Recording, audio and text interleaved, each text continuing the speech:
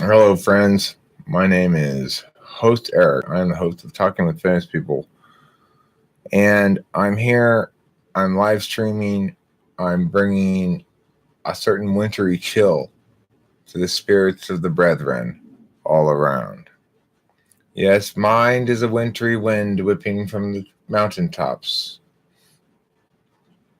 Mine will take a person and chill them to their bone. Those are my winds. They're wintry winds. So, anyway, it's been a couple of days since I live streamed. I'm missing it. I have been trying to get so much different stuff done and trying to keep up with multiple projects concurrently that are ongoing, such as the tournament and Gospel of the Pantheon and the uh, Exciting Tables book, the Bait Police, and of course live streaming. I typically prefer live streaming over those other modalities just because it's easy and has its various social advantages that I've discussed before. This is yeah. I tell you, it's not easy being retarded. I'm constantly failing at things like this. Objects in space and where they go and how they stay there and why there are all those wires every place. Nobody knows the answer to those kind of questions. Who would know that? Nobody. They're too mysterious. They're too deep and mysterious. Now, for some of those of you who think you're maybe deep and mysterious enough to understand the deep mystery of depth and enigmatic things of Mysterion, well, who knows then? I don't even know where I was going with that. The point is, normally I rely on people writing things in the chat. I don't see any chat at the moment. Sometimes that means the chat's broken. Sometimes it means nobody's chatting yet.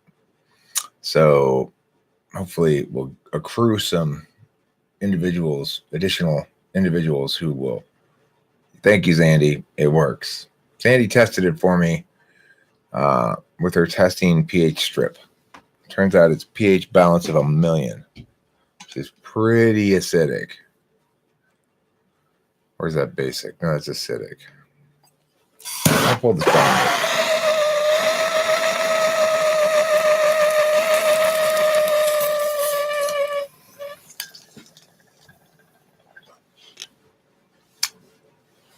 Sorry, Matthew, you failed it. You failed the test. Zandy passed, you failed. Typical Matthew move. Oh, Zandy's gonna pass the test. I want to play too. Then you fuck it up. Yeah, well, not surprising. So, time is of the essence. Why is time of the essence? Why is that the title of this video? Well, because I just got back from a 3-hour round trip to drop my mom off. I had to take her back to Arcadia. I sort of dilly-dallied on my way over there because I was a little bit early. I didn't want to be early, so I could have gotten there a little faster than I did. But then the way home was just such unbelievably, shockingly awful traffic that it took me a total round trip to get to my parents' house and back, which is not far. It's just down the freeway. It took me 3 hours. And the whole time I was feeling this great sense of, this is where my time goes. This is where my days go. This is how my spirit of industry is crippled by the club of necessity. I'm the Nancy Kerrigan of industry, and driving is that guy who hit Nancy Kerrigan in the knee with a club. I was trying to figure out in the car, why does driving exhaust me so much? Because after I've been driving for a certain period of time, I'm just like, start yawning and just like, ugh. Well, I think the reason is because it's my action is not serving my ideation. Action is supposed to serve ideation for me, but it doesn't when I'm driving. It always serves some stupid, concrete, real world purpose, like go from here to there. Well, you need to go over there and then come back over here. Don't we have teleporters already? We should. I wouldn't have to drive all over the place.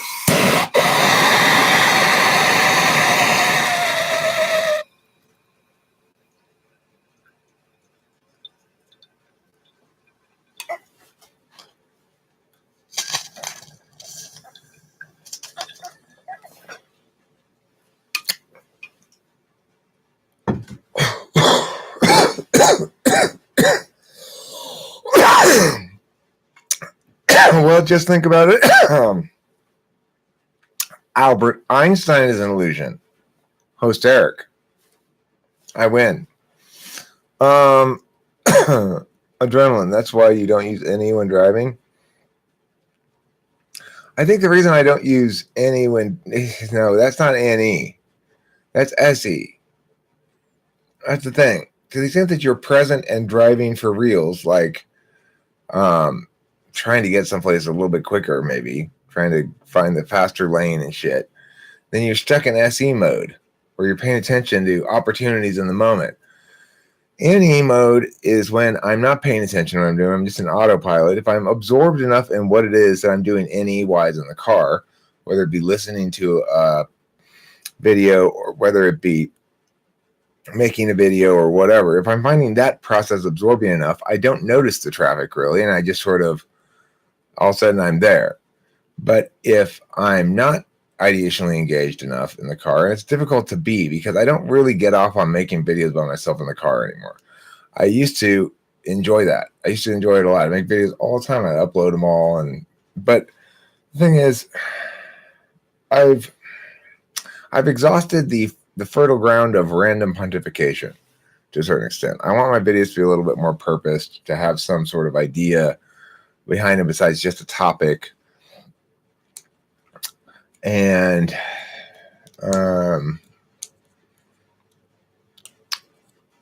so I don't really just sit there and entertain myself by yammering on in the car like I used to. It no longer entertains me to do it so much. I am entertained listening to these. Listening to the live streams in the car is a lifesaver, but I didn't have any I hadn't listened to yet while I was driving today. And so I listened to, I had to drive to Arcadia back and then to Arcadia and back again. It's 2 round trips to get my mom and then to drop her off. And that's a lot of drive time. Like the second round trip took me 3 hours. So the first round trip didn't take that long, but it was still, an hour and a half probably. So as a consequence, it gets very draining on me because it's like Eric Thor was saying in the video that I looked at when I was reviewing those 2 channels for the competition. Yeah, I do. I prefer my videos to have more NI all the way. For anything I'm making creatively, I prefer it to have more NI. I don't have to worry about it being too NI ever because that's not my nature to make things too NI. It's always going to benefit from being more NI with me, with very rare specific exceptions. So, yeah, as a media maker, I pursue NI. I seek it. Well, it's not just that I don't care that much. Like right now, I'm really excited about the tournament videos and about making more of them. But I'm particularly excited about it when I've got a color commentator to work with a little bit. And I also recognize I carry around the weight of completing it, like the obligation to get it done. Hi, INTP and INTP. I feel the weight of the task that's implicit to it. So it's like last night I made the Eric Thor Curtis video by myself, but then I ended up editing it. It took quite a while to get the whole process done from start to finish of getting it set up to start the tournament video and then uploading it to convert it, downloading it, editing it in Windows Movie Maker. Once it's in there, I don't want to just do like a super half-assed edit. So then I thought, well, I might as well, since I have it in here, I might as well throw in some background music and stuff, which I did. And it ended up taking, I didn't go to bed till like 4 in the morning. So anyway, what is time the essence of? Life. Time is the essence of life. You don't live except through the expenditure of a limited amount of time that you have. Now, you don't choose how much time to spend, so to speak, but you choose how to spend that time. So it matters a lot. Joey, Joe, Flair Shabadoo. Welcome. Mindsight 1, down to the NITI gritty. Yep. So Stephen Lewis says, to me, any when driving is very helpful to see people have. Oh, yeah, I've already answered that bun. The thing about any when driving, when I do let it take me over about driving, what that means is I don't like this traffic. I'm going to get off on this surface street and see if I can find an alternate way through. That's going to be avoid this traffic, which almost always ends in disaster. The fact is, traffic is not something you can any your way out of because the streets are finite and two-dimensional. You know, you can't go up and down. Okay, so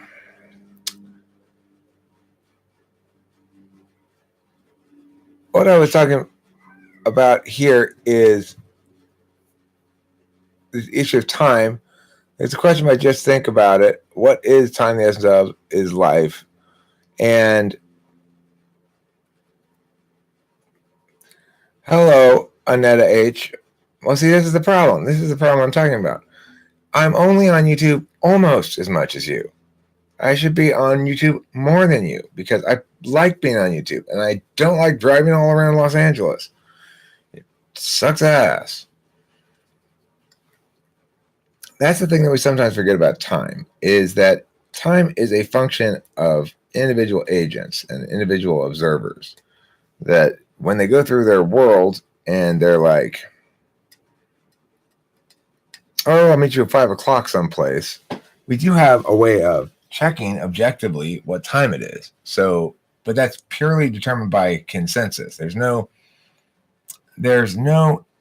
inherent form to a time designation like 3 p.m. Time is the greatest currency. It is. I think it's maybe even a particularly good adjective to use there. It's the greatest, but that means a lot of stuff, right? It's the only real currency we have. We can spend our time on things or not. We can direct our attention to things or not. Everything else is an outcome of that. And that includes money and everything else. It's not possible to proceed forward as an observer, as an agent, without spending time. LA is smelly. It's not right now. It's incredible. I've never seen anything like it. I took a bunch of pictures of it. I'll probably use them in various things at some point here. The whole mountains are just like all snowy, like parts of the mountains that are never snowy. And it snowed in Upland, which is right next door to Laverne here. The first time it snowed in Southern California in like 30 years. It's icy cold. The mountains are covered, dusted in snow at least, way low. And it's gorgeous. It's one of the most gorgeous days I've ever seen in Los Angeles. It's unbelievable. It's not day anymore. Now it's getting dark, but I was driving around, just looking at the scenery the whole time because nothing else to do. And there is that. It was a gorgeous day, but it's like when you're in the car in traffic, it kind of takes any goodness out of everything. It takes goodness out of everything. We'll have a very green spring and a very mosquito-filled summer. NI is time.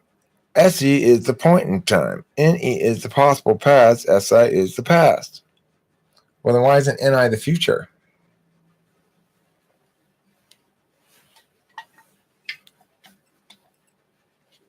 NI is not time. nor is SE point in time, because SE is an application of agency towards impact, to create impact. So this is SE.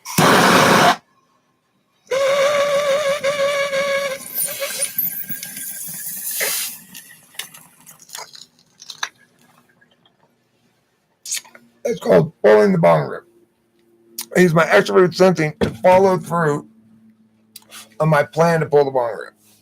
Now, pulling the bong rip is a behavior that stretches over a course of time. It's not a point in time.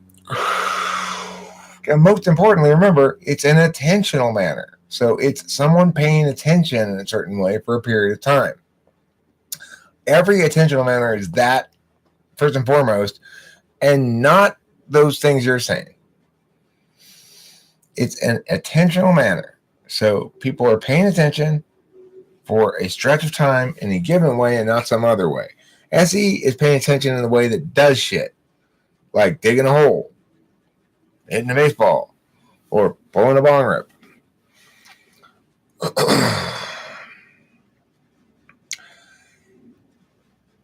Introverted intuition is what it means to be human.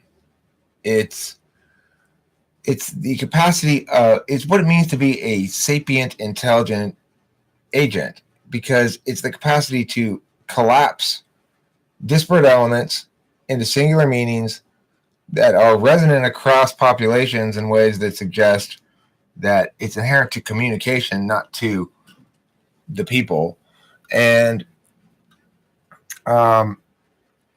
do so without experience. Like, humans are able to know things without having experienced them before.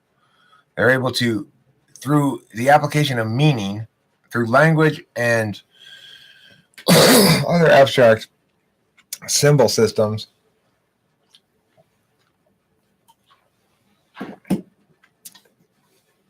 humans are able to know without experiencing first. So it's, now obviously it links to their experience. The reason they have these anchor points of sorts in the world, in their mind, in their metaphysical abstraction about the world, they've got these anchor points which represent sort of fundamental understandings of the interplays of various vectors in the world. And then those things work kind of like a grammar, although they're not a grammar, but kind of like one, in that when new data comes here, it starts sort of resonating with the existing anchor points. And if the other points of data resonate in coordination with the various anchor points so that it creates like a hum, well, then all of a sudden it'll pop out an answer. But if it only resonates here and doesn't resonate here, NI doesn't do it like TI. TI goes, okay, well, I'm looking at this one and I'm looking at this one and they're inconsistent. NI doesn't look at them directly. It doesn't really click in until it's done its shit in the background first. The thing is, it's universal symbolism only insofar as it links to common examples of particular human experience. But the point about its universalism is implicit in its communicative nature.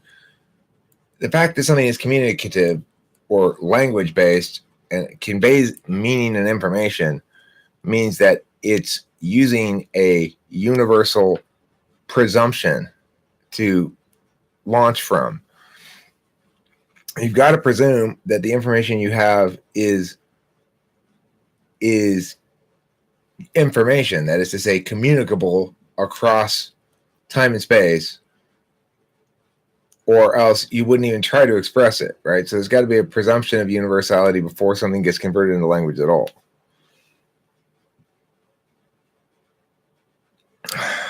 Chrysostom? I don't know what that says. The universalism means it can be applied across different media. The principle. Here's the thing about the universalism. So if I'm talking to you about exactly how squishy I found an object. It was a dead creature that was a species yet heretofore unknown. This particular species, no one had seen it before, and I was trying to describe to you how squishy it was. So the only way I can really meaningfully describe to you how squishy something is to compare it to the squishiness of other things. Like, this is, well, how squishy was it? Well, was it as squishy as water? No, it was more squishy than that. Was it squishy as air? Is more squishy. What do you mean by squishy? Well, what I mean is it's got a solid aspect to it, but also kind of like a liquid aspect to it, like a contained liquid. Like if you imagine a bag full of water, you push the edges and it would move around. It wouldn't ever really be a solid object, but because it's contained within it, it would be sort of semi-solid. That's what I mean by squishiness, is something that's got a little bit of push to it when you push down is a little bit squishy. Something that's got a lot of push and rebound, while that's going to be squishy. So it's got to have both aspects to it, really. So then once you really define squishy, then you can say, okay, well, how squishy is this? Now, we don't have a squishiness measurement scale. So we can tell you how many feet long something is by measuring it in inches. But we can't tell you how squishy something is because there's no unit of squishiness measurement. If we were to come up with a unit of squishiness measurement, for it to be meaningful, we'd have to come up with a way to test something that both can be 100% of the time repeatable, such as feet and inches and other physical attribute stuff, or we'd have to it would have to be somewhat arbitrary, you know. I mean, if we're 100% repeatable, we still have the question of, well, is that quality that it's testing actually the quality that most people conceptualize when they use the word squishy, or that most experience that's being described as squishy is like, so to speak? So given all of that, it tells you a lot about the way things are in the world. The universalism comes from the fact that we can convey certain assumed understandings in others. We use a certain assumed understandings in others to express our own being in ways that either meet our needs or meet our desires or meet our interests or express some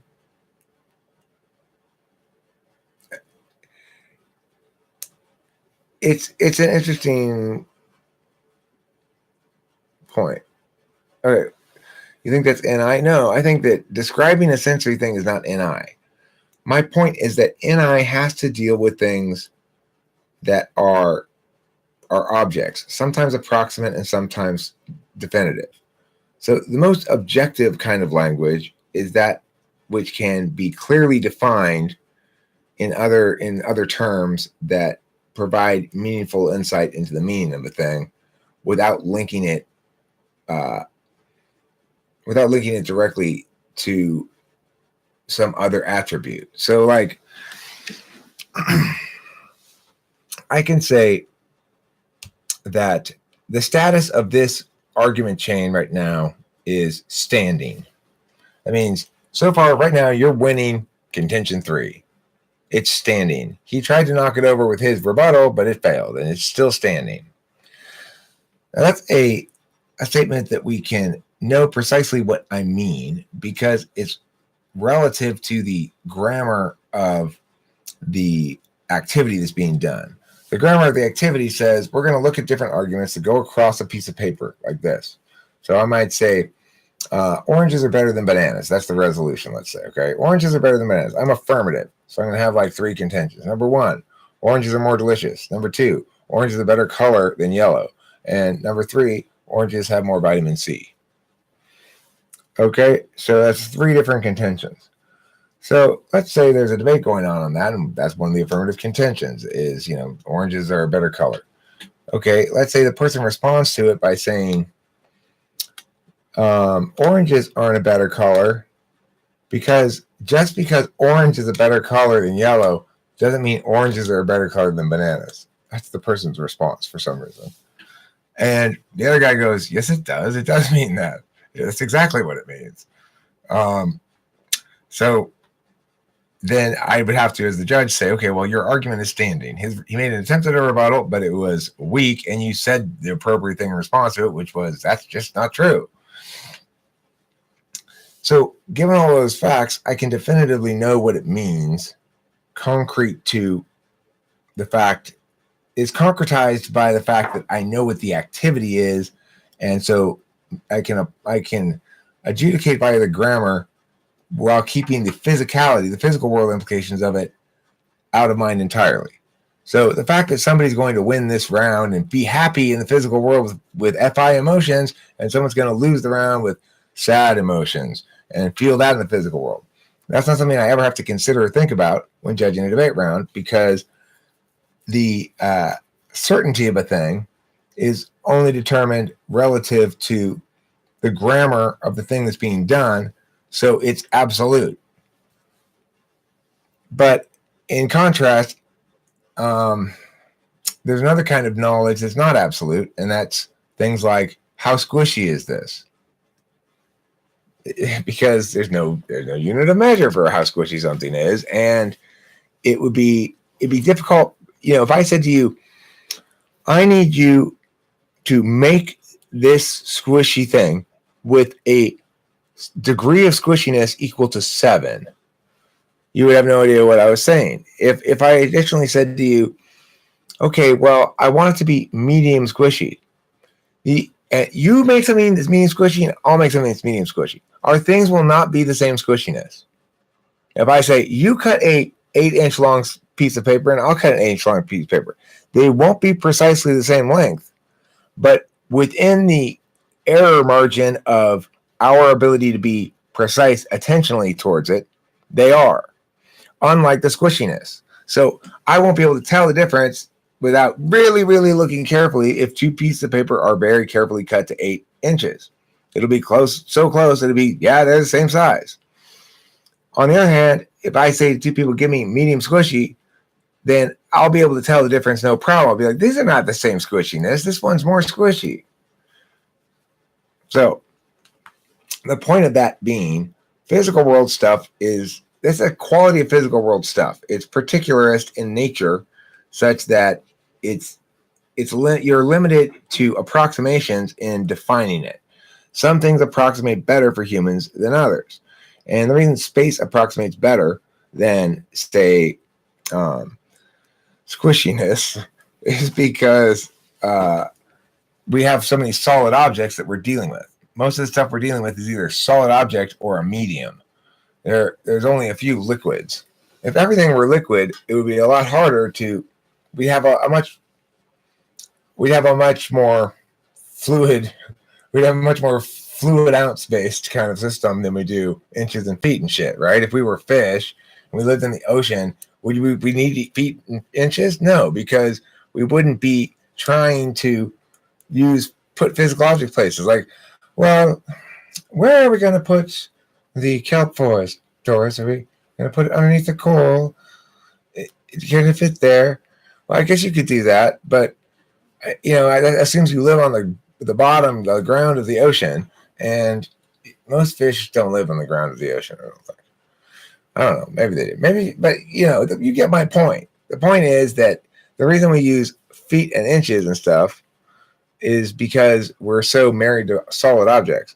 Have you ever been punched in the face during a debate? I'd imagine someone would get so frustrated debating with you. You always have completely logical comeback. I have not been punched in the face during a debate. I've been threatened to be punched in the face. Like once. I got punched in the face when not in a debate. One time I got sucker punched in the face. And totally unexpected out of the blue. The guy thought I was sleeping with his woman. I wasn't even touching her. What do you think of this definition by Carl Jung and what he thinks is closest to what intuition is? Intuition is a perception by ways or means of the unconscious. I think that's a better definition of introverted intuition than it is of extroverted intuition, for sure. But I think it's great for when he wrote it. You know, it's like, since he came up with the whole idea and shit, it's not his responsibility to perfect the whole thing. He came up with it. Congratulations. Good job, Carl Jung. It's a great idea. You know, I wouldn't use him as a reliable source about anything. You know, he doesn't understand cognitive functions nearly as well as people do now.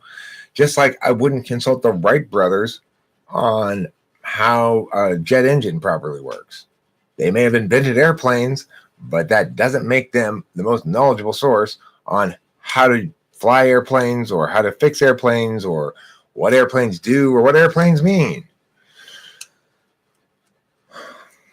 Is it normal for an INTP to question their type because of the inconsistencies they had in their past? It's sort of normal. I mean, I've seen plenty of INTPs who are very settled into their type and who are quite, well, like Susie gets mad at fake INTPs. And Kim says I get mad at fake ENTPs like that. I find that particularly offensive or something, but I don't think that's true.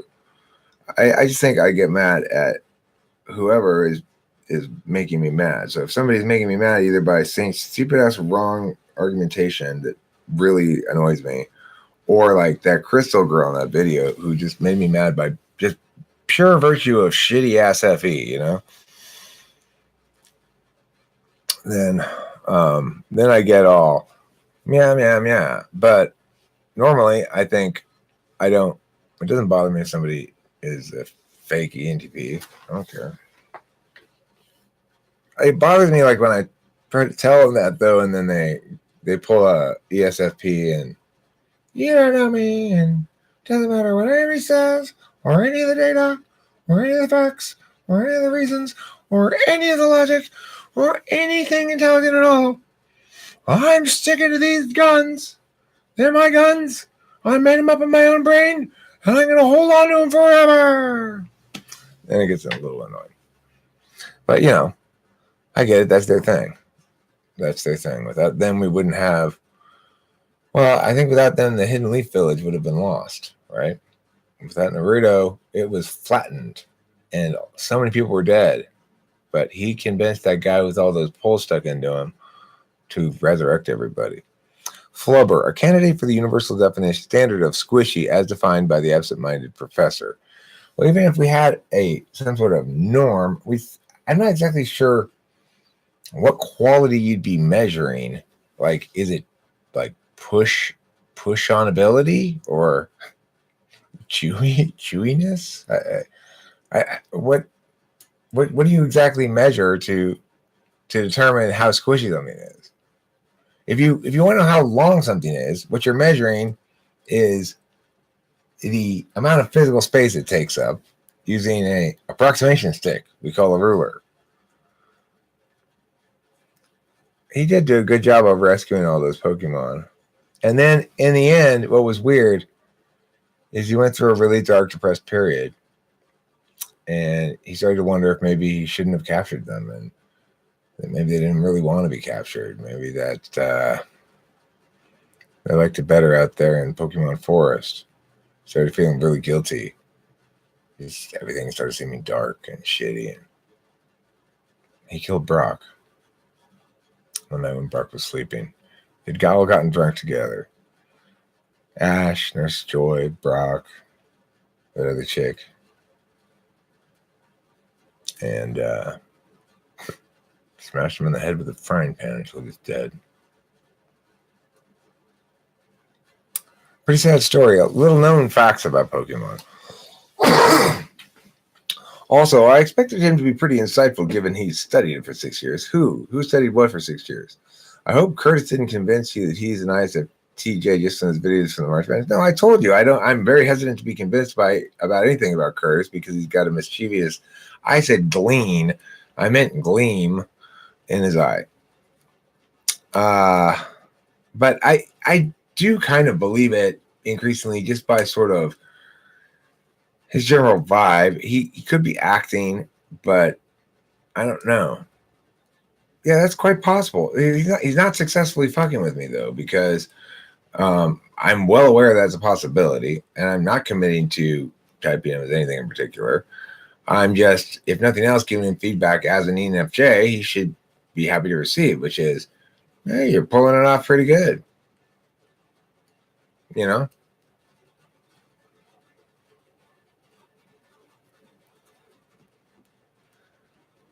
I mean, yeah. I don't know. I don't know if it's true or not. See, they might be right, might be wrong. I think it's plausible. Notice I'm not dismissing what Susie's saying entirely. I've mentioned it several times in videos as well. So he's not pulling any shit over on me. I am nevertheless aware of the fact that he might not be an ENFJ.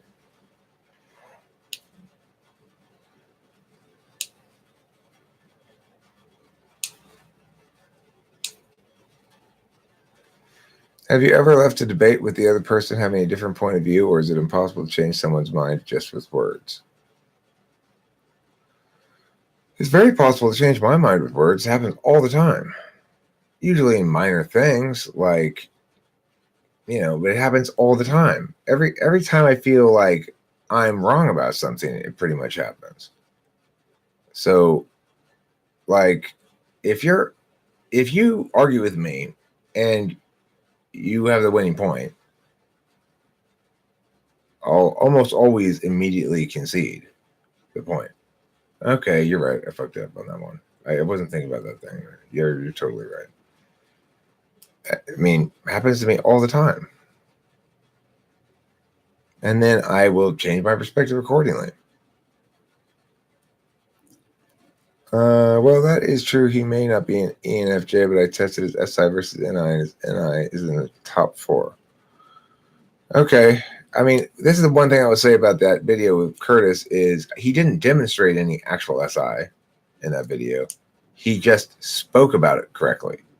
So everything he said was consistent with how SI would be described in theory by a particularly creatively minded ISTJ. And those would be arguments that would, in fact, justify his conclusion. So the thing about that is, it's like an innocent person. Oh, likely story. You just got up real quick. You had to run to the liquor store, and while you were gone, well, I mean, but maybe you did really just get up real quick and go to the liquor store. And then what? If you're guilty, it's going to look exactly the same as innocent. If you're innocent and go, and the reality is, like, you did just happen to win a vacation the week before and be out of town those 2 days on the radio. And you tell the cops that, they're going to go, likely story. So I get it. So you won a vacation, for a 2-day vacation, last Monday on the radio, and so you weren't in town speaking. That's your alibi. Oh, yeah, I went on vacation, I went out of town. Well, do you have your tickets and stuff? No, I threw all that stuff away. You threw it all away? I think so. Why would I keep all that stuff? Old plane tickets and stuff? Well, surely there must be a record of you at the airport. So probably. They're not going to believe you until they actually go check it out. And they're like, hey, it really was. Oh, he actually hears the sound of him on the radio. Yeah, I guess it's totally legit. Wow, who would have thunk it? So that's the problem with that logic. Is even though I agree with you that Curtis is he would love to be successfully gaming shit. You get that sense. And it's why I'm not going to commit to any particular type on him. The thing about it is, Curtis, though, it's a tricky game you're playing, because if that is in fact what you're doing, it's a very risky game you're playing, because nobody particularly feels like being on the receiving end of that game. Like I do a lot of sort of meta jokey stuff, but not of that sort. I know of another person who's doing something sort of similar, and I don't know if you're doing. I'm not entirely sure whether you're doing it or not, Curtis. And I probably never will be entirely sure, but that's okay. I have a high ambiguity tolerance.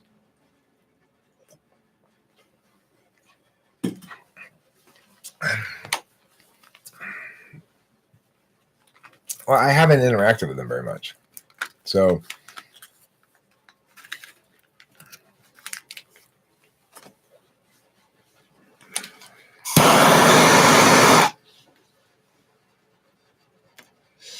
You know, if he is doing that, he's probably an ESTP, or he might be an ENFJ. But to the extent that he's doing it with a shit-eating grin, he would be an ESTP. To the extent that he's doing it out of self-delusion or almost unconsciously, he'd be more likely an ENFJ. But he could actually be an ISTJ. Possible. He just sort of have an ISTJ-ishness about him. He annoys me sometimes, for example. ENFJs don't want to cause this much animosity. They want social impact. They're FE with a hidden agenda of SE. They don't want to cause animosity. They want to cause an emotional response because they're that's what they live off of, is other people's emotional response. That's why they get so fucking frustrated with the ENTPs. Because we're quite emotionally revelatory. But that is a horrible way to predict what we're going to say or do. So you may have correctly analyzed my emotional response to this, but I'm not using that as my motivation for things, to make decisions. It may make me sad, but I have to do this because it's fair, or whatever.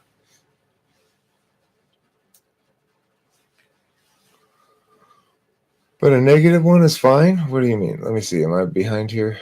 I hate the job, but whatever going to school, got what I got to do. Yeah, got to do what you got to do. That's a tautology. Guaranteed true. What type based on cognitive function has the strongest sense of self, and what type has the weakest sense of self? There are two sides of the sense of self coin. The sense of self as a character and the sense of self as a particularist animal, or basically an animal being.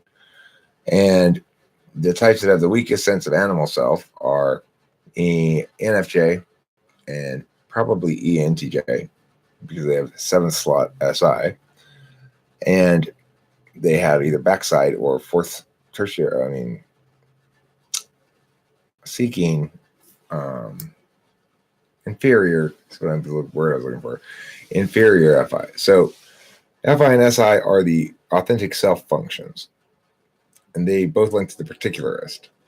And so if you're talking about a sense of authentic self as feelers talk about it, usually you're dealing with SI and FI. But if you're talking about your sense of yourself as a character, you're talking about NI and FE. Or,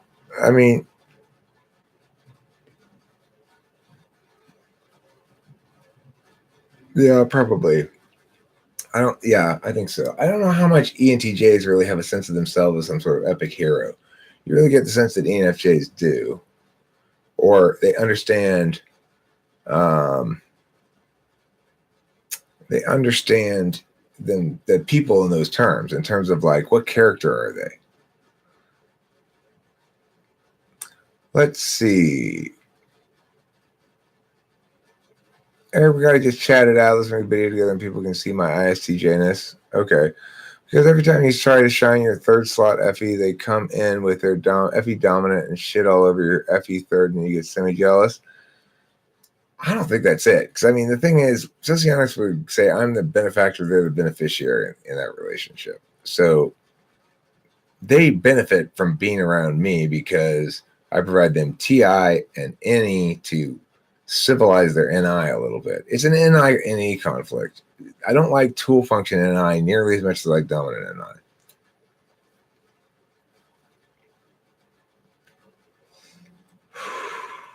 I would have voted for you too, Curtis, if I had a vote. I couldn't vote because my own poll. And YouTube doesn't let you do that, which I think is cool. That's fine. I just didn't know that was going to be the case. Curtis, because I think it is so believable, because within that moment of the interaction, all your sentiments are real and you believe it, and the other party believes it. Okay. I mean, it brings up the question in General Mad Biscuit of degrees of calculation in display. There are varying degrees of calculation. So it's like if I'm displaying a certain character of a sort right now, but it doesn't really feel particularly contrived or constructed, probably because for one thing, it's not practiced at all, and there's no notes, there's no outline or anything like that. You get the sense in Curtis's videos that he was either working from notes or had practiced it a few times, or at least had a very clear thought in his head about the structure of the thing. He was pretty concise and moved through the material pretty well. So Curtis says, in theater, I have to do method acting. That's FI shit. So my question is, why are you interested in theater if you are an ISTJ? And now I'm not saying no ISTJs ever are allowed to do theater or whatever. I can see yourself being interested in theater as an ISTJ because it's seeking NE, and there's plenty of NE opportunity in theater, and that makes some sense. But if you are still in it or persisted in it for a long time and enjoyed it and got better at it and all that stuff that you're saying, well, that's a lot of, that's like saying, I'm going to be taking classes where we do SI for hours and hours. I'll think it will not take long before I was thinking, dear Lord, this is a waste of my time. I have other things I need to do. So Stalin was a good man. Stalin. Was that Chinese emperor's wife? What would happen if somebody insulted, criticized, or critiqued someone on their sixth slot function? How would they react? Well, impatiently. I mean, when I'm criticized on it, I don't like it, for sure. And I do get criticized on my TE a fair amount. But I also have a lot of self-awareness of my weak TE. So it helps me to slow down a little bit, at least that self-awareness, when approaching problems that require TE, which is to say problems I don't already know the solution to. So, and really that's what TE deals with. It deals with problems that you don't already know the solution to. If you're dealing with, instead of problems, if you're dealing with evaluatory opportunities. So what we think of as problems in academia are not problems in any meaningful sense. Things like 2 + 2 = blank is a problem, right? And you have a solution to it. That's not really a problem, and that's not really a solution. What that is a deliberative evaluation of the status of something. So, like, if I'm spending time trying to figure out whether somebody's argument is logical or not, and I'm sort of thinking through the TI of it a bit, going, okay, well, he said this, and if that, then that, and then that, then that. That's deliberation. And that's very different. So the thing about it is, I lost my train of thought. I don't know. It's because the chat distracts me. I lose my train of thought. So FE is like space. FI is like the spaceship in space. So just think about it. Do you randomly pick words to stick into your sentences like that? I wonder, because you keep saying things on my videos and stuff that if you're not trolling for some kind of an emotional response or something, at least frustration from me, or just then you're just not listening very carefully, or you're trying to seek things you could say that would be contradictory, but they're not good arguments or anything. You're not. What is this thing? Like, this is the space and this is a spaceship. every time you say one of those things, I say, no, that's wrong. FI is the space and FE is the spaceship in space.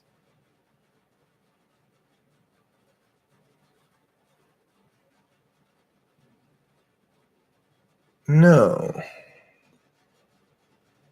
not at all. Not at all. Is it like that? It's like the anti that. Whatever that is, it's not that. Now, not everything is not that, but it can't be any part of that for it to be that. There is a saint in Stalin. There's also taints in Stalin if you had an extra T. My ISTJ husband was in theater as an electrician in the basement. Was ISFJ off the table?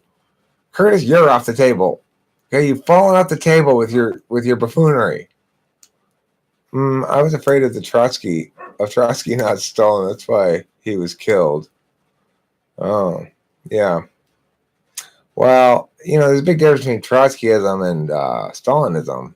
Trotsky is good communism, and Stalin is bad. How would third slot SI manifest in a person's behavior? Third slot SI manifests as, it's like, here, why is it that INTPs and INFPs are such homebodies, for one thing? That third slot SI. That's their hidden agenda. That's when they feel satisfied, when they are comfortable and they've got their pile of shit, ideas or objects or both, kind of mad. So they're not really necessarily very good at it. You look at an INTP's living space, it's probably messy like an ENTP's living space, even though they've got one better SI than we do. Well, that's because they're not doing enough SI for their own satisfaction, and they probably are bothered by it. And they probably feel best when they get their room all cleaned up. And those are the people to whom Jordan Peterson is talking, and they probably should listen to him. Clean your room. INFPs, INTPs will feel a great deal of satisfaction from cleaning their room because they're third slot SI. They'll feel a great deal of satisfaction from completing things that link to their personal identity as well. Like, I finished that aerobics course, that 12-week aerobics course. It is really satisfying to be able to put that in my story of life things that I've completed satisfactorily. I like to do that too.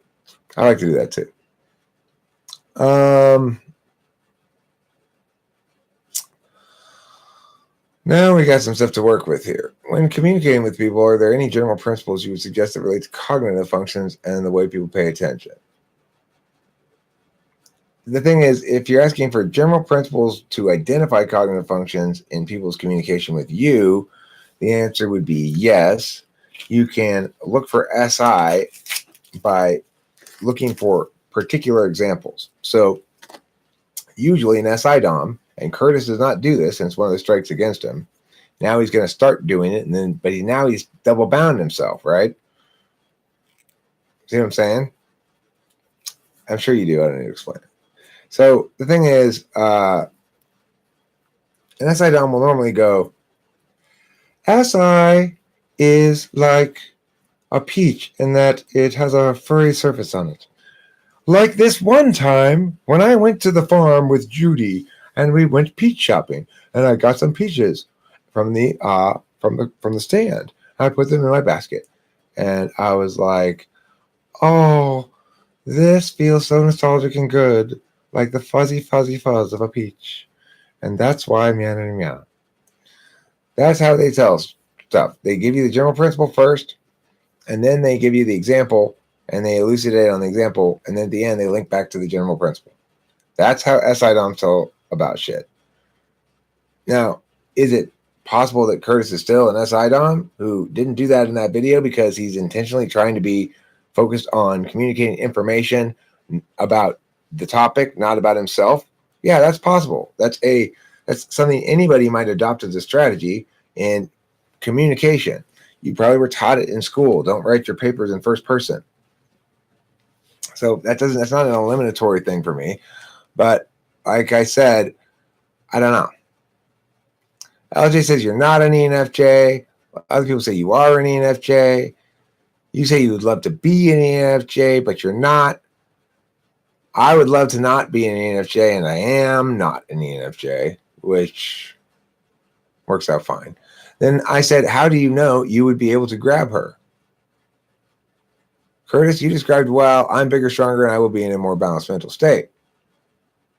Not relating to your experiences or sensations you are having within that moment. I describe NI as being a detective or doing detective work, having a bunch of facts and trying to distill it into what it means. Holistically. So I read Mad Biscuit's comments all at once. Now I'm going to go back over and read somebody else's all at once. LJ's. Oh, let me start with Brenlin. So is TI always conscious? And if it is, how would it manifest in TI down? TI is conscious, quote unquote, if it's in your front of your stack, and how frequently it's actually employed attentively depends how high up in the stack it is. Have you looked into non-classical logics like paraconsistent logic? I mean, I've looked at so-called fuzzy logics a little bit, but they are, well, I don't know enough to talk about the subject in and of itself. As always, I'm best served by asking me something specific, like that relates the arguments in their most argumentational form rather than in their particularist. Like, don't ask me about what size Langley wrench to use on your plumbing project. Beats the shit out of me. You can ask, what kind of thing do you use to turn shit when dealing with pipes and plumbing? I'll say wrenches. You should use a wrench, probably. Goodbye, Shadowblade. Uh-oh, friends. Did you hear? Apparently, we are noobs. Noobs. Noobs. One letter change to become boobs. And while it's nice to have access to boobs, we wouldn't want to be them either. So, is ESTP, ISTP, and INTJ TI, and is TI Stalin? What a silly child. In Stalin's past vision before it could become corrupted by revolutionaries. Okay, well, yeah, it caused inevitable hierarchy. Is true. It doesn't matter what people mean or intend, what's meant to be. It matters whether or not they can legitimately justify it in a rights framework. LJ, miss school because it's English and I do well with essay, but I never miss work make dicks. Interstellar was a pretty emotional movie. Never seen it. Not relating to Birmingham. Read that. And I was probably drunk the night before. Curtis, drunkenness is no excuse. I've never intentionally trolled you, and certainly not now. I'm just throwing things out there to see how you respond to it. Okay, I believe you. I'll take you as your word. Sometimes I wonder because you seem to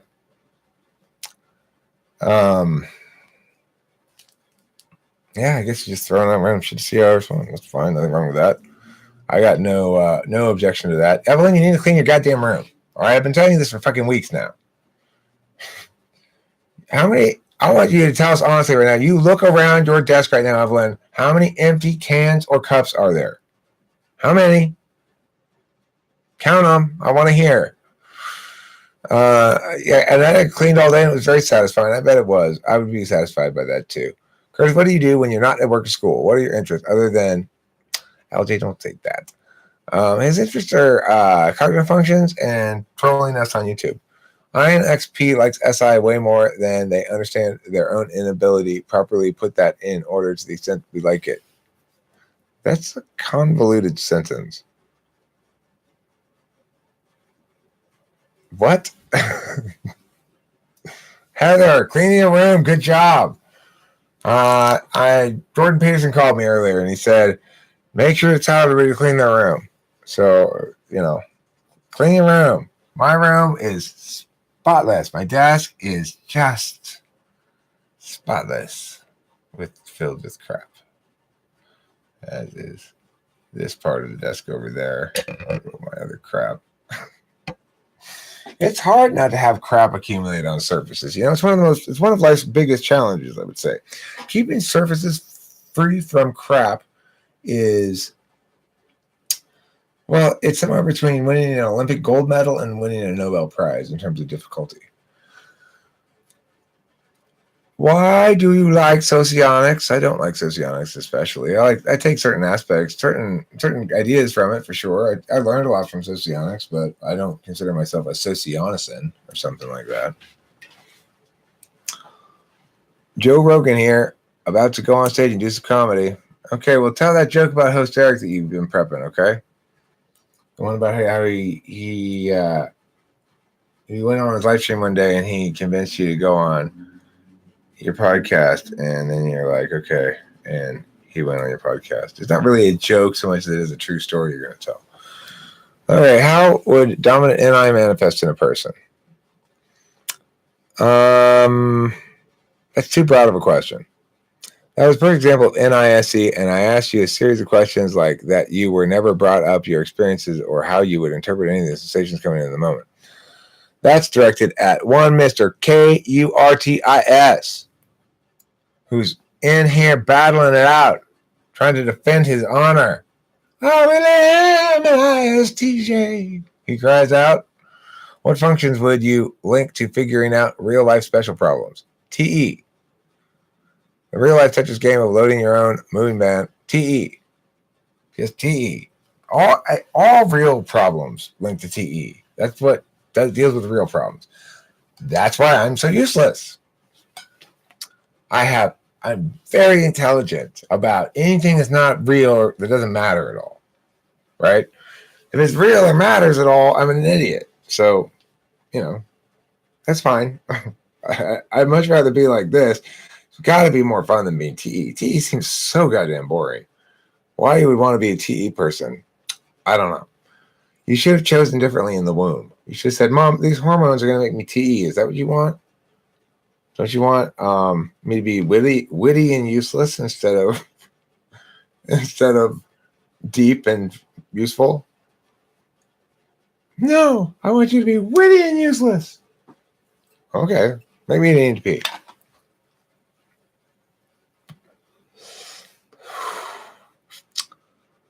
I like writing, Curtis says. That's brilliant, Curtis.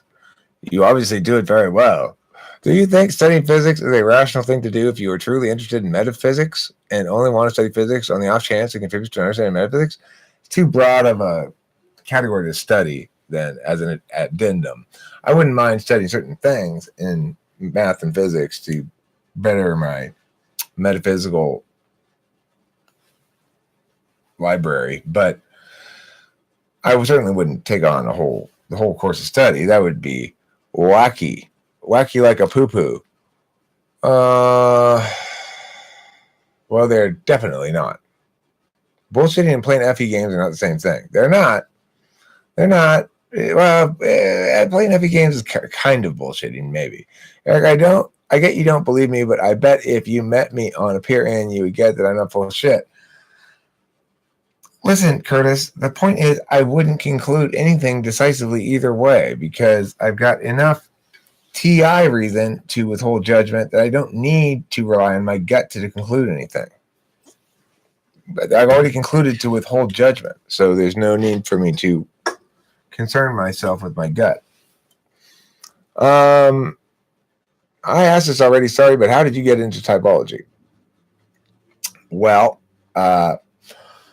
basically, YouTube got me into it because I made one video on typological stuff amongst some other philosophy videos, and it did a lot better than the other videos, so I started making typology videos. And then, in order to make a lot of typology videos, I just got really interested in it as well, and started studying about cognitive functions and stuff, reading about them, thinking about them, and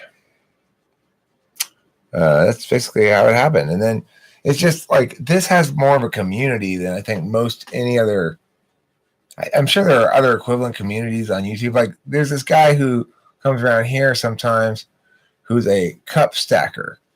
He stacks these plastic cups really fast and then puts them back down really fast.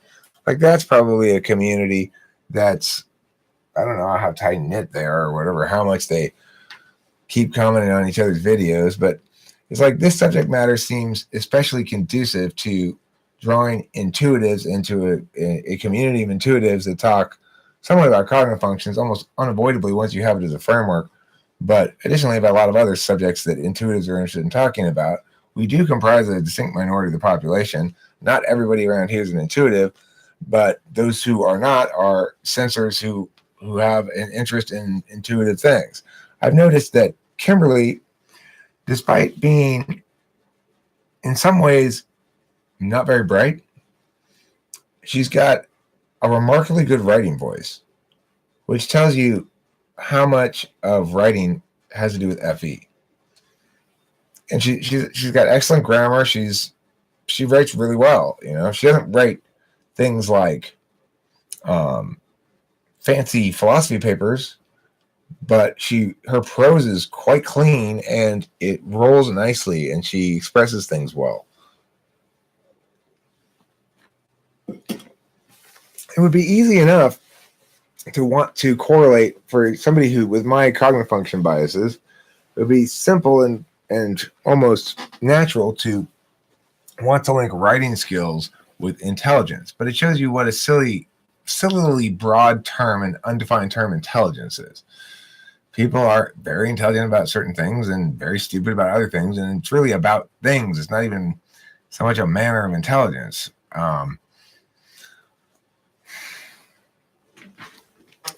So, yeah, Curtis, that's the biggest problem with you. You don't tell those stories. That's what makes you think maybe you're not nice, TJ. But but I don't know. I just don't know. I just never will. But seriously, I do. Okay, let me go back up here. I'm way behind, I guess.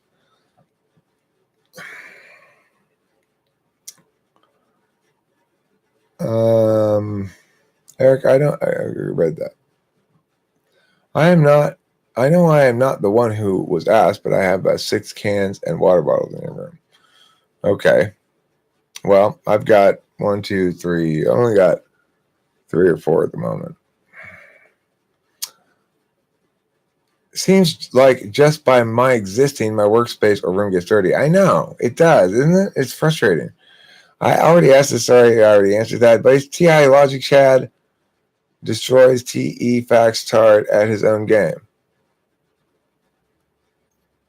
Yeah, well, that's the thing, is in communications, it's better to be TI because your language is going to be much more defensible. You're going to win the arguments.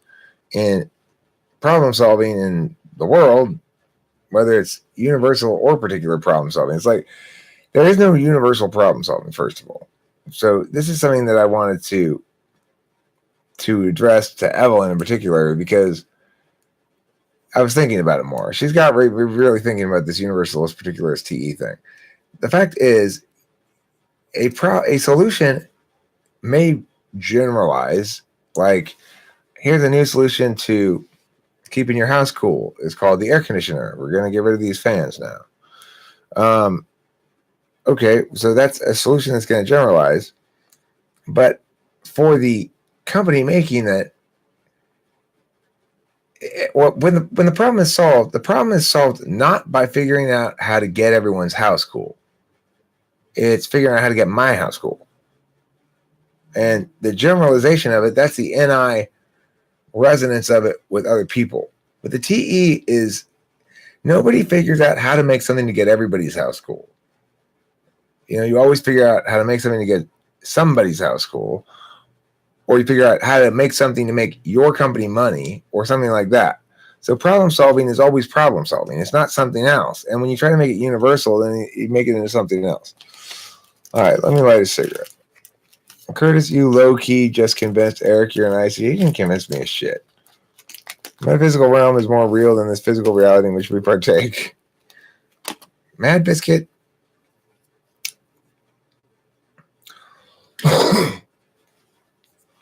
You naturally propagandize yourself towards that conclusion. Why verbalize it to make it explicitly self-propagandizing? I like to write too, But seriously, I do. I like to make rhymes every time I go poo. I'm coming up with idea for a story. Good. You should write a story about a guy who comes up with ideas while pooing. And who likes to write. And who has 6 empty cans of water bottles in his room. Meant you had him considering even more during your interaction. Eric just said he's withholding judgment. You mean you are an ENFJ? The cup stacking community? Bah, I don't know. Do they have a community? It's just the one thing I could think of as a possible community around or topic around which people might form a community. I guess it might be like, anime analysis shows or something like that. Are there YouTube channels that go like, I'm going to talk about Naruto? Probably. And maybe that's a community. I don't know. What else would there be a community? Kimberly is not smarter than I give her credit for. I give her credit for being a lot smarter than probably most people think, and a lot smarter than I thought at first. But I also understand her limits. She's not. She's who she is. I have limits. She has limits. Everybody does. It's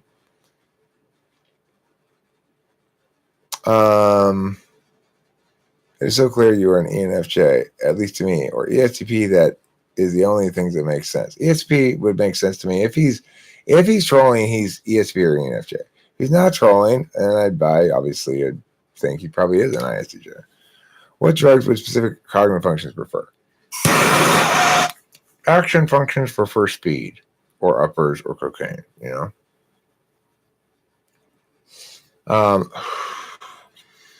I would say probably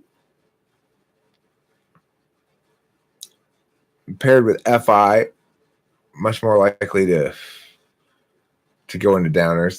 They're less pure in their affection for speed. I would say FINE is going to be really fond of psychedelics, but TINE will too. But FINE especially because they're going to buy all the spiritual shit. They're going to be like, I'm not partying. I'm becoming one with everything and having epiphanies left and right. Epiphanies. My teacher is an ISTJ, Curtis. He literally told me a 2-hour story all about his experiences and the knowledge he developed. Well, he's an asshole, not just an ISTJ. That's a good comeback. That's pretty snappy, Curtis. Don't get too snappy or I might not think you're an ISTJ. I hate that cleaning is never ending. I know, it's just maintenance work. I hate fucking maintenance work. I want shit to produce something that's lasting in its outcome. Like if I make this video, it'll still be there a year from now on YouTube. And if I clean the house, it just get dirty again tomorrow. So annoying. I asked him any question, he knows it, and he knows it based off his past experience and sensations. Is TI just critical thinking? Yeah, it's deductive reasoning and critical thinking and using language precisely to mean things that withstand scrutiny of other language. It's winning the language versus language rhetorical battles. But the thing is, you would additionally say some people are there to do those battles, and some people are there to determine the outcome of those battles. SETI is there to determine the outcome of those rhetorical battles so that it can do something in the real world with that information. Whereas TINE is there to fight those rhetorical battles and doesn't care about doing anything with the outcome. Doesn't care about the outcome of the battle, except to say that they link to themselves with SI. I won. That means I'm better than you at that.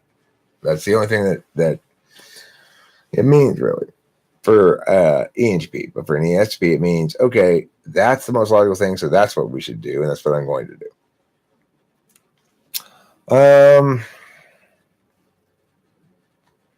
Can something both be true and not true?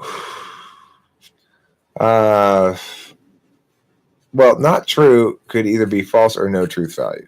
So not true contains two different specific things. But no, can it be both true and not true in the same time, space, and context? No. So, for example, you can make statements that do have that. For example, I could say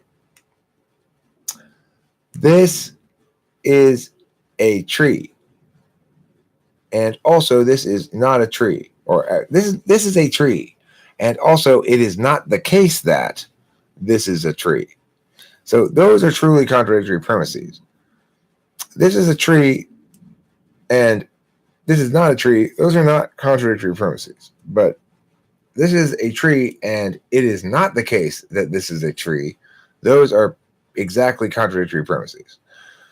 You can make that statement, and if you accept both those contradictory premises as acceptable to do argumentational work from, you can, from that reality, prove anything valid. So it's contradictory premises are a fallacy in the purest sense of the word.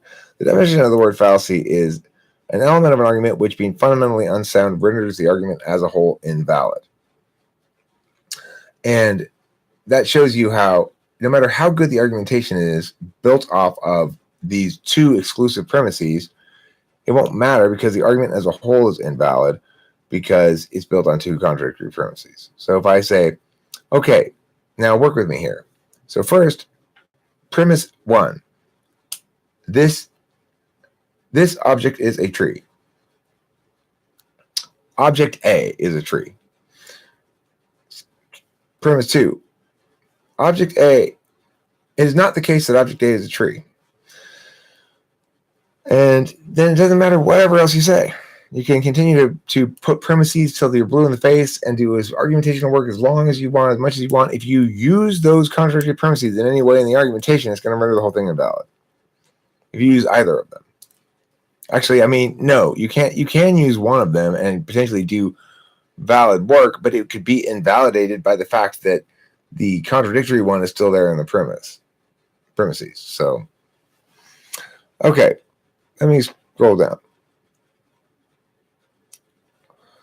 I just don't talk about it because I'm sensitive about my personal memories. Really? I mean, everyone here hasn't really conversed with you, but through all the data I've collected, the ENFJ area is feeling short. You're a suspicious ENTP, that's why. But I'm a suspicious ENTP too, so that's why I kind of agree with you. You're convincing me more. You're convincing me as much as Curtis did, Mad Biscuit, just with your persistently throwing out the claims and seeing Curtis's responses. Now, INFPs have OKTI. Does that mean that INTPs have OKFI? Yes, it does, because they're both deliberation DOMs, which means they have a good, albeit unconscious, sense of how to use and when to use the backside function of the same kind of function. So frontside TI means you've got an implicit frame that's very conscious and willful and intentional in TI, although in some ways slightly less willful than the tool function, but nevertheless very nuanced in its understanding of the function.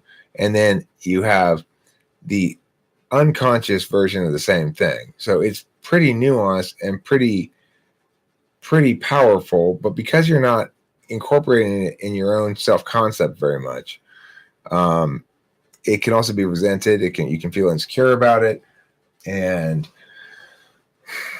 it can occasionally cause you problems, but generally speaking, it won't. It's think of it as your unconscious tool function, your helper that's always out of eyesight. When you turn around to see where that guy was that just helped you, he's gone. It's like that kind of thing. Okay. ISTJ with polar FE are usually quite brash. Another example, my teacher may stand super close to your face and won't even realize how uncomfortable he's making the other person. Well, there are varying degrees of successful management of FE polar. My friend Cameron has got pretty developed FE for an ISTJ, and the reason is because it's not because it's good, and it's not because he's not an ISTJ. It's because he learned a few sort of rules that he generally applies. I see him do the same thing every time. Every time he comes over, how does he greet me? Same way, every fucking time.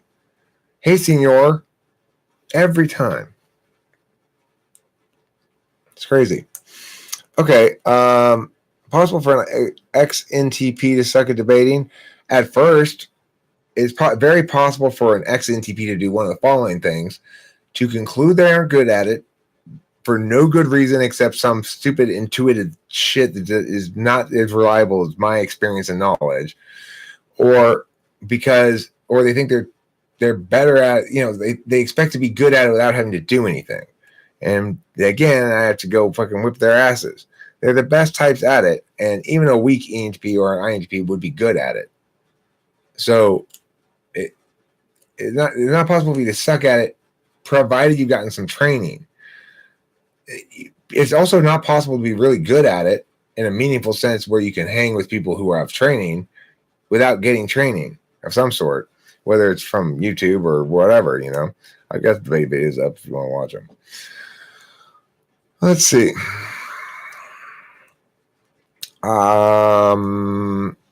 Thanks, Russian.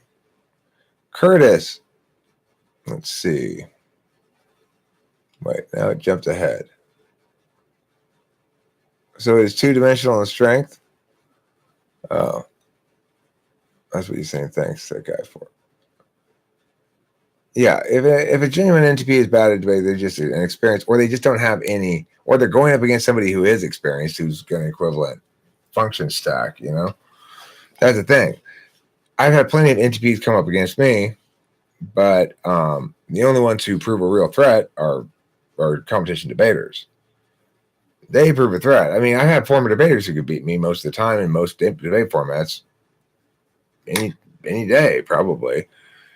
In part because they have closer experience to round mechanics. They're going to be quicker on the flow. That's assuming we're doing a formal debate.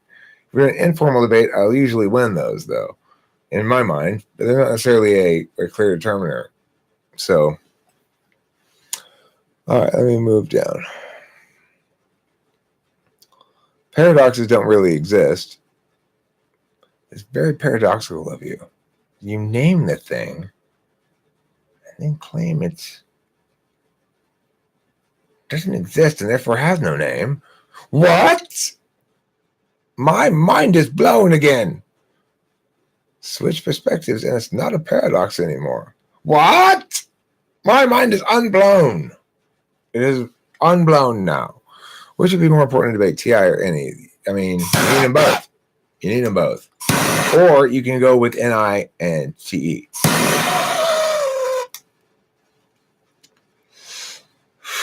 Or NITI if you're an INFJ. INFJs, INTJs, ENTPs, and INTPs are the four best types of debate. INFJs have to learn to stop working the wrong warrants. So INFJs are constantly working warrants that are about how people are affected and stuff, and not really so much intuitively going for the argumentational angles. You got to train them. INTPs are always thinking they're smarter than me, which is stupid because they're kids. They're little kids, but they still think they're smarter than me, and they still think they're going to do what they think is best because they're deliberation types, right? They'll deliberate about it themselves, come to their own conclusions. And so I have to battle with my INTPs to do what I tell them to do instead of what they think is a better idea based on their 7th grader TI. That's always a struggle. ENTPs refuse to, you got to beat it into them to do the work on the flow. It's like, I have this problem with this kid I'm working with right now. He went 4-2 at Cal Lutheran, which is a big improvement for him. When his parents hired me, he was going 0-6. So now he almost broke. But the thing is, what he does is parts of the opponent's flow that he doesn't like or thinks are boring or doesn't understand or something, he just sort of skips them. He just goes, these are the arguments. This is what he's thinking in his head. He's not thinking this, but this is what it plays out to me. These are the arguments I feel like arguing about. This argument just came to my mind right now, so I'm definitely going to run that, even though Eric told me to run this, Well, I just thought of something. I'm going to use that thing I just thought of. That ENTPs at that age, they do not have enough background knowledge to do that. They can't pull it off because they'll end up ideating themselves into a turn. So often it'll happen until you get some experience. And what I mean by ideating yourself into a turn You go with this great, cool idea you just thought of instead of the shit you prepped, and your opponents go, "Oh, I actually have a card to turn that." So when you said that thing right there, it turns out that that thing that you're talking about as being good, a newer piece of evidence shows that it's bad and blah, blah, blah, blah. And then you're fucked because you just made it up on the fly anyway. You don't have any evidence on it. It's so frustrating. It's frustrating dealing with kids who are like that because I get it, but I don't care. I don't want to hear I don't want you to just flail around in undisciplined ENTP cognition. And undisciplined ENTP cognition is frustrating as hell when you're a debate coach. And that's what debate trains them to do, though, is it disciplines their thinking. And they learn to use TI more deeply, more nuanced, more thoroughly. They learn to use TE. That's what covering the flow is. That's an example of TE in debate. Make sure you have written down everything they say and make sure you have prepared some sort of response before you get to the rebuttal speech. You have some sort of response in your head as to what you're going to say to everything that you've written down. If they've got 3 contentions, each has 2 subpoints, and they've got a framework that's got a definition and a value and a value criterion, then you've got 9 elements you need to respond to. And you got to respond to all goddamn 9 of them. Say something. Don't drop any of them. If you drop shit on the floor and they go, he didn't even respond to my 5th contention, silence equals assent, and here's why that's the hugest impact in the history of the world, and you should vote on it. So, that's the reality about debate and types is ENTPs are frustrating, INTPs are frustrating. ENTJs aren't frustrating, but they're not good until you've had them for 2 years. INTJs are great. I love working with INTJs. INFJs can be a little frustrating because they keep wanting to go back to the wrong kind of argument to make, which is frustrating. But they're good because they speak beautifully. They get the TI. They win the FE shit. They're quite good at the TI. It's like they're not INTPs or ENTPs, but they get everything. They understand it once I've explained it to them, and okay, now I get it. And then they're able to put it back in some rewording of it. They get the general concept.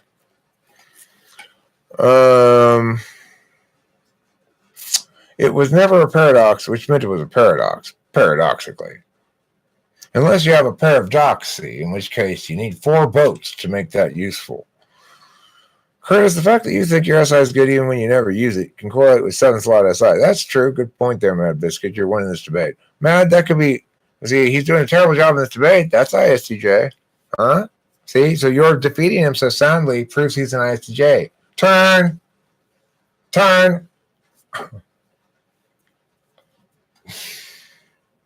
People, regarding the second contingent, turn!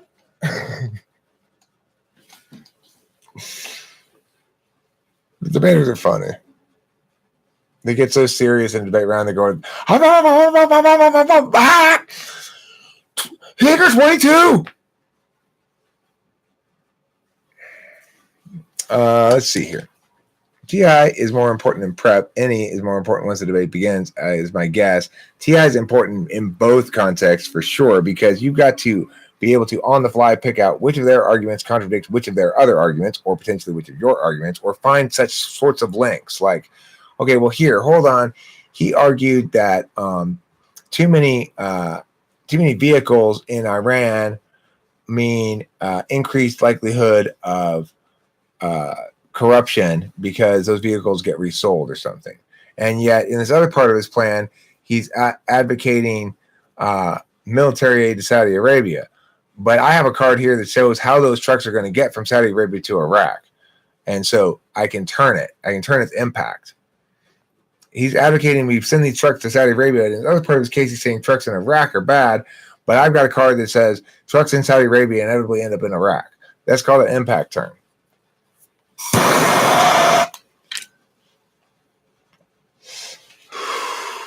So anyway, I don't know what that was an answer to even. Mad, he's not an ENFJ. Who's mad he's not an ENFJ? Is it normal for INTPs to have issues being over-emotional in the sense that when they get emotional, it's a foreign world for them and it may make them act erratic? Yeah, I mean, I've seen I've seen Susie act a little erratic at one point when she was really pissed off at me, and more erratic than I would have acted probably, and very out of character for her. I think it was a very emotional time for both of us probably. So it's certainly possible, as long as it's rare. If it's frequent, you're feeling over emotional, then you got to look into being an INFP possibly. Matt, you think my FE is good because you're FE polar? That's why we get along. Matt is not FE polar.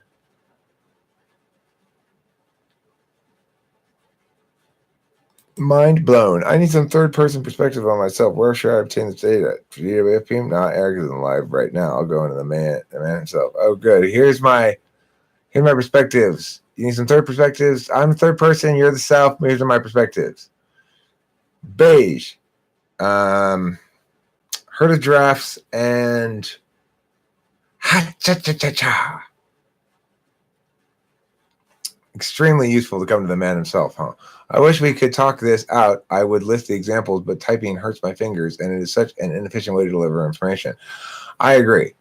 It is an inefficient way. It would frustrate me too. If I were you, Mad Disc, I'd be doing exactly what you were doing, which is pounding out comment chat, because I do the same thing when I'm in Bukovi's live stream as a chatter.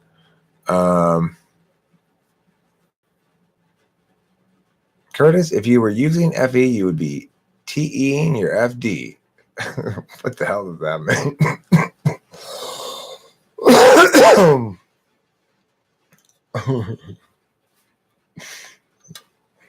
Curtis, would you not be playing FE games? How mad? How mad is what? I don't know. Eric, I'm not FE polar, then that would be inconsistent with INTJ. Are you an INTJ, Mad Biscuit? I didn't know you were an INTJ. You don't seem like an INTJ to me. Are you? Is anxiety an emotion? Yeah, I think so. Are feelers more likely to be anxious? Well, I don't know. It's an emotion that links very distinctly, usually, to events in the physical world. So if a steamroller is about to roll over me, I'm going to feel very anxious and try to get out of the way of it. I thought you said you were INTJ. Oh, my bad. I didn't know he said that. I thought you were.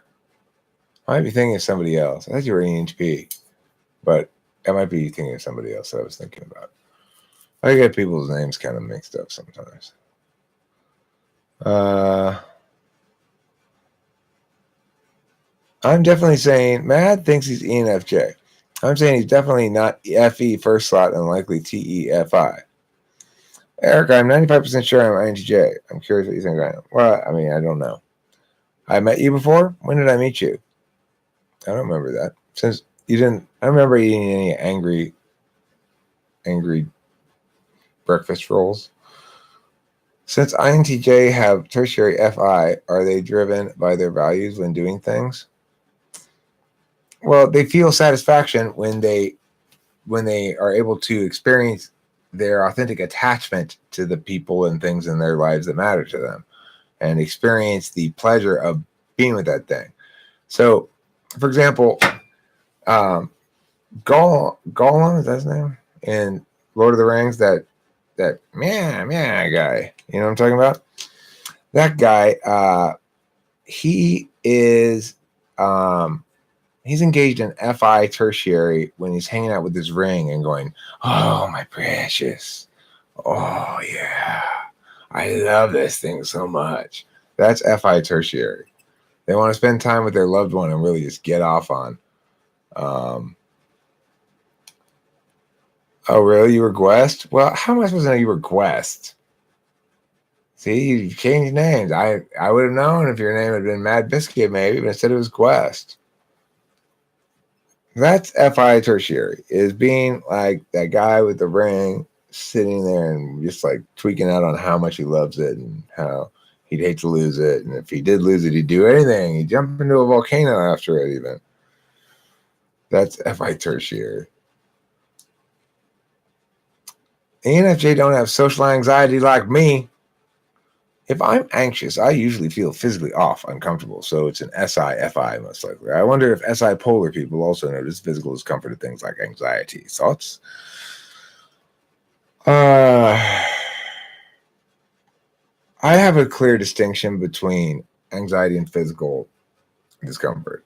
I do feel what I would call insurmountable meh when I have been sitting in the chair too long. I'm starting to get a little bit antsy in the chair now. Actually, because I drove for like 3 hours before I came home. I got out here and I wanted to do this, which is great, but it means I've just been sitting now for like 4.5 hours or something. So I could raise my chair up higher, which would in general help a lot. I don't know why I don't keep my chair up higher.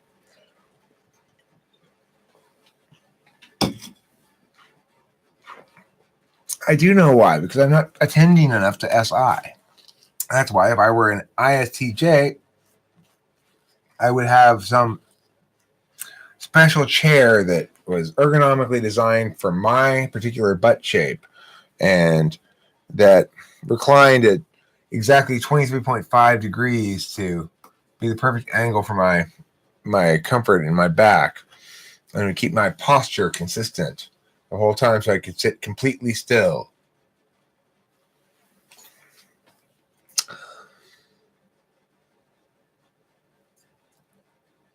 If I'm going to do something, it's usually decided ahead of time. It's part of my plan for the day. That's SI. We hate unpredictability.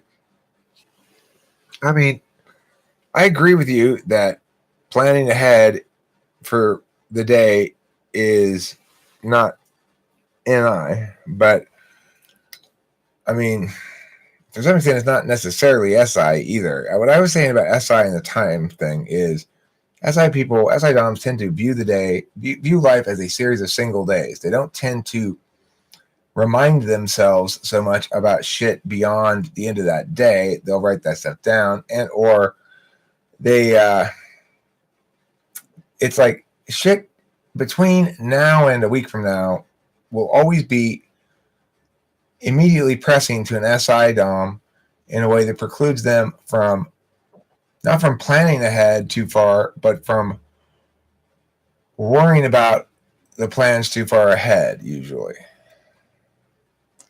I would say that. I don't mind unpredictability. I don't like unpredictability in some sense, but I don't mind being. I do like a lot of spontaneity, which would suggest a comfort with unpredictability. So it's like if somebody shows up at my house and they're not invited, but I happen to not be doing anything right now, and it's just like, hey, I'm Steve from Idaho. I came to see host Eric, and I'd be like, oh, cool, let's go have some dinner or something. That wouldn't bother me at all. I would find that interesting and exciting. Now, if the person then killed me at dinner, that would bother me. That I would have a problem with.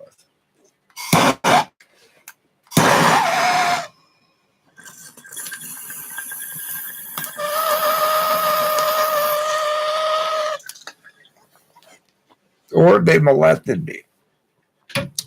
One of the things I got to worry about when I go places is I'm constantly at risk for molestation. I don't know. People just tell me I have a very molestable look.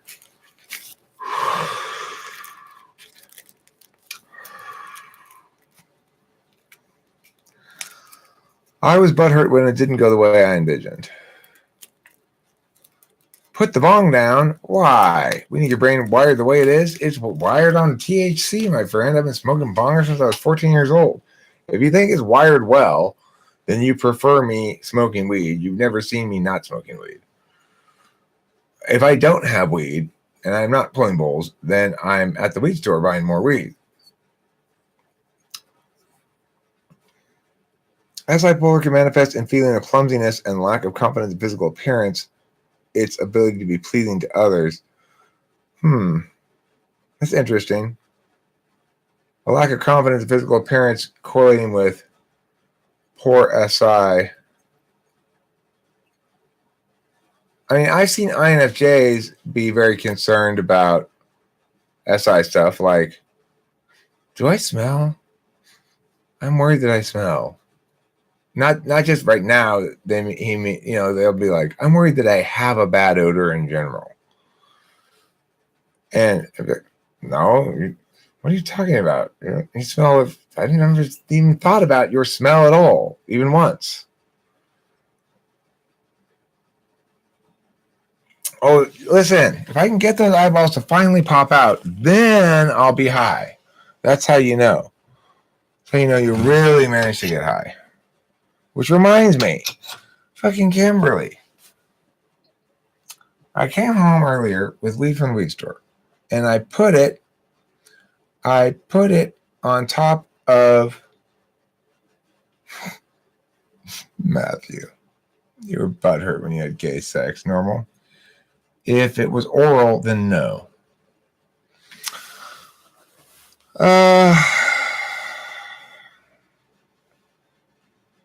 What was I saying? Oh yeah, Kim lost my weed or put it someplace. I had it. I came inside. I sat down in the living room. I put it on the shelf in the living room, and then what happened? Kimberly cleaned the house because she got a client coming. Okay, so where did you put it, Kimberly? I didn't touch your weed. She definitely put it someplace because when I left, it was right there on that shelf in the living room. And then she told me right before I left, I have to clean the house when my client gets here. Right, clean the house then. Okay. But when you do clean the house, don't put my weed somewhere and then not admit you moved my weed. She's going to need to find it too because it's her weed too. She smokes it too. Go, Kimberly, losing my weed. Why are you encouraging her? I can't even pull any bulls right now because I don't even have any more because I finished all this little extra stash here and I haven't gone to figure out where the weed is yet.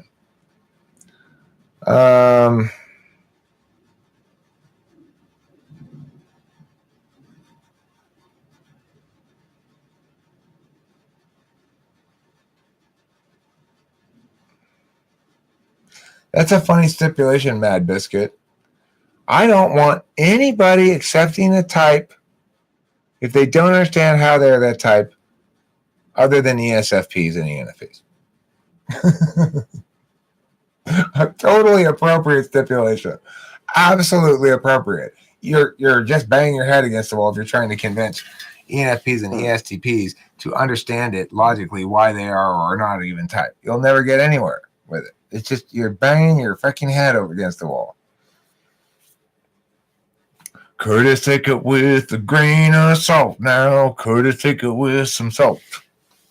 Yeah, Curtis, take it with a grain of salt now. Curtis, take it with some salt. If I'm FE, then I'm SFJ. You could be an ESFJ. You seem pretty extroverted is the other thing, Curtis. Why are you so sure you're introverted? No, it's not JFC. What's JFC? No, it's not JFC. Take it with a grain of salt, Curtis. That's going to be a new catchphrase for somebody on a popular television program. And everyone will howl with laughter and then it'll be repeated. Did you hear on the show last night? Take it with a grain of salt, Curtis. Oh, Lordy, Lordy. I don't even have to talk because I'm Jesus fucking Christ. Yeah, I'm Jesus fucking Christ. Ha, ha, ha, ha. On a lighter note, though, that means you know how insecure you are about your TI, which is perfect 4-slot TI. Uh-oh. He's calling you out on the 4-slot TI there, Curtis. Yeah, ENFJ sounds like, Well, the thing is, if you are an ENFJ, it is possible for you to fool me. It's what you do, and I'm susceptible to that kind of fooling. I'm susceptible to NIFE fooling. So, if you do successfully fool me, you shouldn't be proud of yourself. You didn't fool Mad Biscuit. He's not susceptible to that kind of fooling. Now, if in fact Mad Biscuit is instead displaying his own susceptibility to INTJ conspiracy theories or something, which is also possible, well, then you are an ISTJ, in which case, fine. But the one thing that does stick out to me and that you were not able to successfully game if you're gaming it, is you don't use an SI knowledge at any point. You talk about SI knowledge in a very NI resonant way.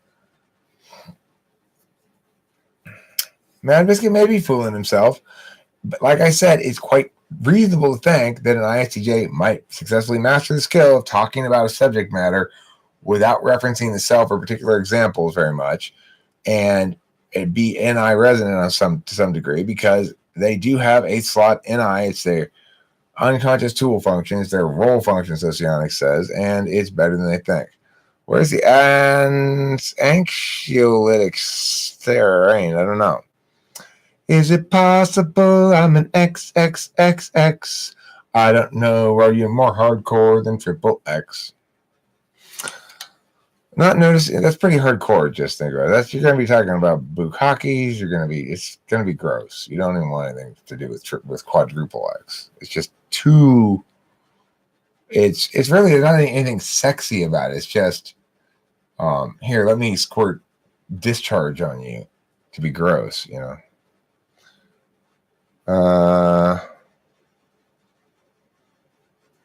What I mean by unconscious tool function is just your 8 slot function works like that. So it seems like a tag-along necessity for your dominant function. That you get used to always being there, doing the parts that you're not really paying attention to or caring about. It's your, come on, umbilical cord attached identical twin who never really grew up. We got to go over here. And you're not even really paying attention. You don't realize that the umbilical cord twin is like picking up mess around you and doing various things to help with the process. You just think it's kind of a burden. It's like, it's my umbilical cord twin. I still got this deformed, 6-year-old body, but same age as me, identical twin, attached to me with an umbilical cord. Attached to me, ironically, because normally the umbilical cord comes from the mother to the child, but ours got attached to each other for some reason, and we never got separated. Anyway, he's useless.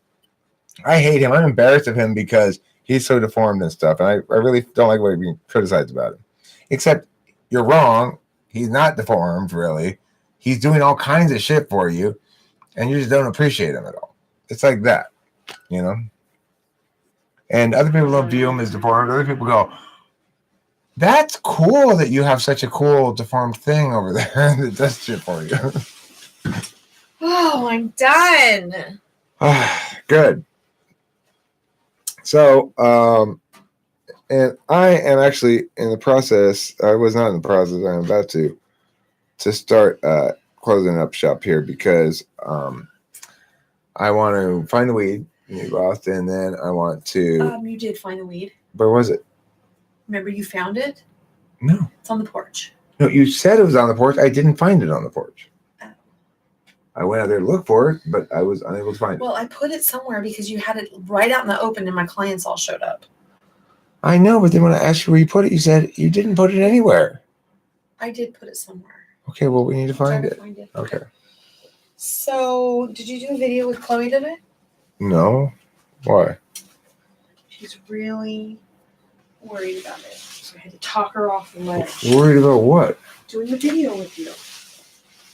She doesn't have to. I don't care. No, she wants to. She just said that she's not sure if she can hold her impulsivity. And I said, well, Chloe, I'm going to tell you right now, if you know for sure you can't control your impulsivity, don't do it. I said, but if you think you can be a big girl and you can do this, I said, it might change people's minds and perspectives about what a fool you can act like. Yeah, the thing is, just because she makes a video with me doesn't mean I'm going to publish it. Right. But I told her it would be a good opportunity if she wants to turn shit around. Matthew Alistair, it really depends on the kind of discharge. Discharge from the military is very sexy. Okay. All right, so I'm going to wrap this up because I hope to make another video tonight of the regular kind of video, not a live stream. Maybe another game if I have enough energy in me. And I'm going to try to find somebody on Facebook. Matthew's useless. Matthew Alster does not have the means to successfully make a tournament video with me. Why? Because he has a little shitty phone. It's a flip phone, I think. And he's got a Texas Instruments computer. Porch like I told you it was. Well, I looked up. That's not the back porch. That's the patio. I went on the porch, the front porch. I said the back porch. There's a different word for the back porch than the porch. It's patio. Eric. Why? I'm just saying. You say words, you'd be like, I told you it was above the fridge. But it was in the fridge, Kimberly. Same thing. No, it's not. I told you it was on the back porch. Oh, yeah.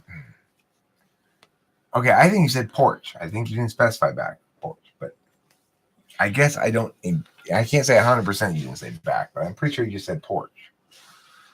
Can you keep that all the way closed, please? Thank you. All right, so I gotta go. I gotta find somebody on Facebook. If you are currently somebody who would like to make one of these MBTI tournament videos with me, Yes, we found it. He can relax now. yeah. Yeah, so I'm gonna end this live stream. Thanks for watching. Don't forget to eat plenty of cheese, and it was nice being here with everybody.